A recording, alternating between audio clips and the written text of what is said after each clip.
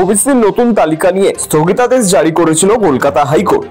ওই রায়কে পাল্টা চ্যালেঞ্জ করে সুপ্রিম কোর্টের দ্বারস্থ হয়েছিল রাজ্য। আর সেই মামলার শুনানিতেই এবার কিছুটা স্বস্তি পেল রাজ্য সরকার।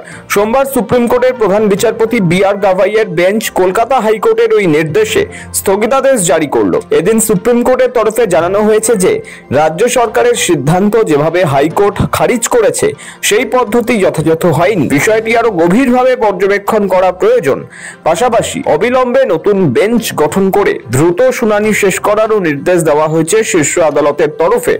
অর্থাৎ হাইকোর্টের বিচারপতি তপব্রত চক্রবর্তী এবং বিচারপতি রাজশেখর মান্থার বেঞ্চ বদলানোর সুপারিশ করেছে সুপ্রিম কোর্ট। গত জুন মাসে কলকাতা হাইকোর্টের বিচারপতি তপব্রত চক্রবর্তী এবং বিচারপতি রাজশেখর মান্থার ডিভিশন বেঞ্চ রাজ্য সরকারের একটি বিজ্ঞপ্তির উপর অন্তর্বর্তী স্থগিতাদেশ জারি করেছিল। নির্দেশ ছিল 31শে জুলাই পর্যন্ত এই স্থগিতাদেশ বহাল থাকবে। সেই নির্দেশ ঘিরে প্রশ্ন উঠেছিল, তবে কি কলেজে ভর্তির প্রক্রিয়া বন্ধ হয়ে পড়বে? বহু পড়ুয়া এবং অভিভাবকের মনেই এই প্রশ্ন ঘুরছিল। তবে হাইকোর্ট সাফ জানিয়ে দিয়েছিল কলেজে ভর্তির প্রক্রিয়ায় কোনো বাধা নেই।